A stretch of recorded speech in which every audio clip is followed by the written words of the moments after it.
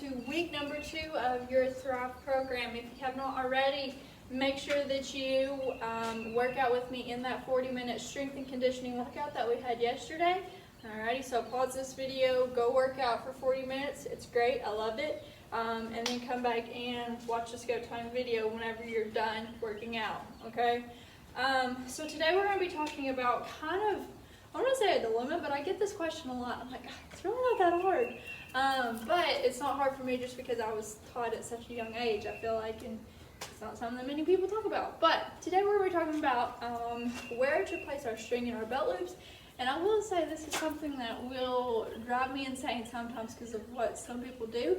And it's just because they don't know, or it's really just my opinion, okay? So, the way that I put my goat string in, I will say this is a 47-inch string. It's really short. So, for me, I put this string in my left side belt loop and at my hip, or right here. Whenever I do this, actually, no, I'm trying to do this. I do it naturally. Okay, there we go. So, 47-inch string. I take it through the back belt loop and through the side. And here's the important part. What I do is I put my thumb at my my shrink wrap end. So I put my thumb right there. And whatever I have left, I take it right to the end to where my hand hits my belt loop.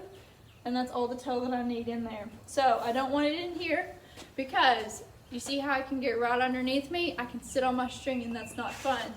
If I get it here, if something happens, it can come out. And then two, I don't want all this slack sitting here whenever I'm trying to go somewhere, because this could get wrapped up somewhere and it yank a string out of my mouth, or it yanks it out of my belt loop. So don't want that.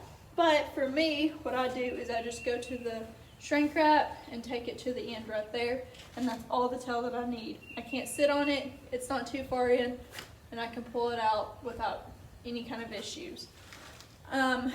For like your 52, 56-inch strings, I will say I used to take it through the back, the side, and the front, just so I didn't have, again, a lot of tail hanging down whenever it was like right here, okay?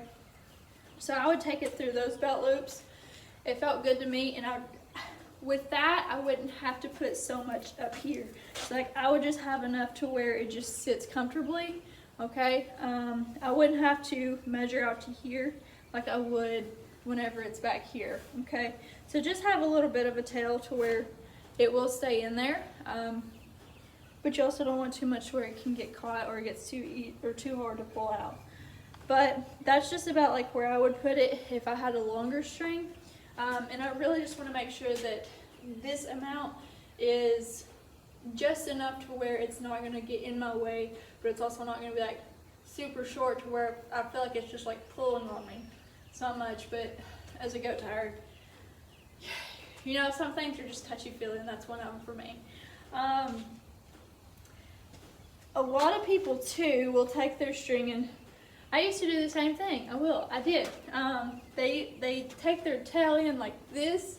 They bend it, and then they put it in their belt loops like so. Okay, I have a real issue with this. So you can either be twisted like this, or you flip it over. But when you're like this, whenever I feel my goat string, it feels, whenever my tail is on bottom, whenever I do this, whenever I like try to feel my string, it literally feels like it's backwards. And then two, I pull it out, and you see how I already have a kink here? That's not good. That's not good at all, okay? So even with little kids, I do like to teach them how to put it in their belt loops, just to where it can stay off the side. If for some crazy reason I do have to put it back there for kids, it's gonna be like for like the little kids. And Holly, I don't even know if I can do this, but I just try to teach them how to just like barely put it in there. So I don't want them to kink their string, but just kind of give me a good little bubble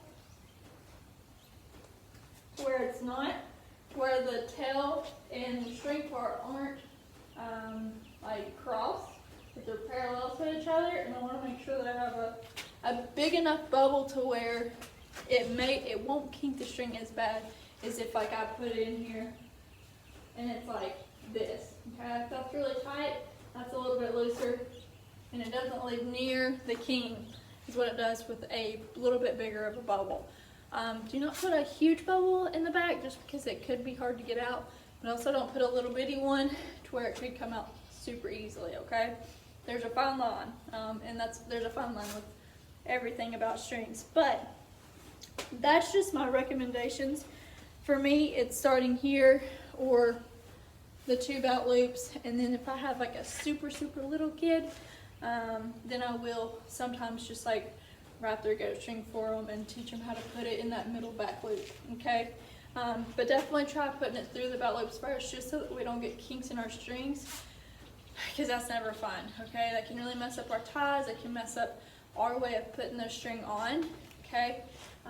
So yeah, let me know if you have any questions about this, especially parents that have younger children and you're still trying to figure out where to put this freaking string. Okay, let me know if y'all have any questions about that, okay? Thank you guys so much for watching this video. Before you head out, subscribe right here to my channel and make sure that you watch this next video that'll be posted right over here. And I will see y'all back here tomorrow with your next workout. Yeah. So have a great day, everyone, and I'll see you back here tomorrow with your next workout.